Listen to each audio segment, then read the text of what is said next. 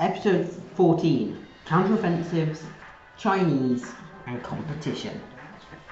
April 12th, 2023 to June 12th, 2023 in Taiwan. With the surrender of the South Korean government, shockwaves are rippling around the world.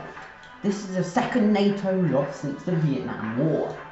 This defeat has followed quickly on from the hasty retreat from Kabul in 2021. But the US plug on with their South American alliance, gaining ground in Colombia. But we won't cover that this month. That's next month. It's a 2-month episode. While the Taiwanese continue their counterattack against the invasion of their nation in the southern front. It's in the north, though, that the Chinese face the most pressure. And this month, Battle of the North continues with great pace. Before we get into this episode, let me tell you about World War II month by month, a podcast hosted by yours truly on Podbean. Link will be in the description below. This podcast has been going on for a year and a half now, and has included events such as the Battle of Parking Goal, the surrender of the Republican in the Spanish Civil War. It's been going on since 2022. Up to the battle for Dunkirk and the fall of the Lowlands, Netherlands and Belgium, and Denmark and Norway. The podcast is run, scheduled, written, produced, narrated, edited using Audacity. Big shout out to that, which we've been using for about a week now, and uploaded by a one-man crew, aka, as I previously said, me. So if you want a great amateur one-man content, go to probably by the description below.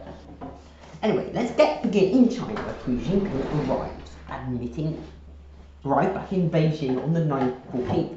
He addressed the nation, admitting failure on his part for the fall of Kuda. I won't do the statement this week because it's 20 minutes long, and you don't want to be sat here for 50 minutes. Although probably this podcast won't be that long anyway. I'm predicting when the Taiwanese would counter-attack. In his statement, he also talks about the current situation in South Korea and how he hoped a quick victory for the supreme leader could come soon. At this point in time, the South Koreans are still fighting. Go back to last month's episode if you haven't watched it already. On the 16th, Taiwanese 7th and 15th Infantry and 3rd Tanks, supported by American 8th, 11th and 14th Infantry, attacked Mincheng, which was defended by 1st Infantry, quickly releasing inferiority. Yong Sun-ju, leader of 1st, asks for reinforcements from Shichi. Quickly, 8th and 2nd Tanks arrive. This was mistimed because as soon as they arrived, the Americans arrived on the battlefield as well, forcing them back over the night. 4 tanks from 2nd Tank managed to outflank the Americans and attack the Allies, retreated beyond their original lines, and the Chinese won the battle. On the 17th, the Japanese also suffered a defeat at Fengping, a minor one, but a defeat was the same. This, coupled with a failed attempt on Shuli and the Danda Bridge too, meant that the Japanese reinforcements couldn't come quickly enough. I'll explain this in a minute. Quickly setting up at Kwangfu and Fengping. 2nd Army's commander, Zhu Stronglu, attacked on the 20th, capturing the town and capturing Fengping. He forced the 1st and 2nd and 6th and 7th armies back midway to Fengping. Oh, Kwangfu, that is support. The former 2 and Fenglin. The former 2 also going back to Fenglin. For the latter 2. No, sorry. Midway back to Fengping for the former 2 and back to the latter 2. Sorry, in the north, Hunter Biden sent 18 infantry to Chiapao. This was unexpected, and the Chinese were unable to block this. By the By the way, this was on the 21st. A bombing raid was commenced on China on the 26th and managed to cause quite a bit of damage to infrastructure. At this point, the Chinese had received news of the South Korea's defeat and celebrations were held at military camps. This was a massive mistake, as all units of the Allies attacked China and they lost. Fangyuan, Shutang, Pel Shui, Mingcheng, Chichi, Shuli in the south, Tinpeito, Chuwei, Taiyuan, Taisi and Fuxing in the north. Among their successes, the Americans stopped the offense and regrouped. This took 10 days. On the 10th of May, the Chinese 51st Army arrived at Shuiyao.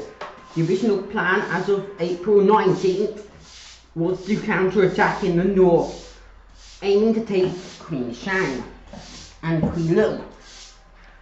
But the organised plan was to defend Kunming and Taipei and avoid encirclement from the counterattack. On the 2nd, 1st and 7th Infantry attacked Kunming.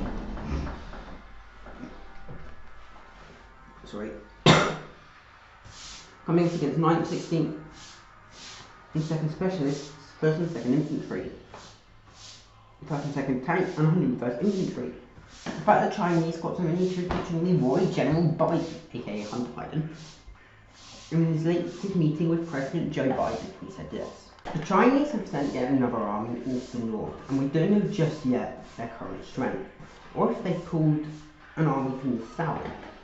If it's an army from Korea offensive, or if it's a new army altogether. If it's the former, then it's most likely low on morale. Or if it's the middle one as well, probably most likely as well, probably low on morale as well as that.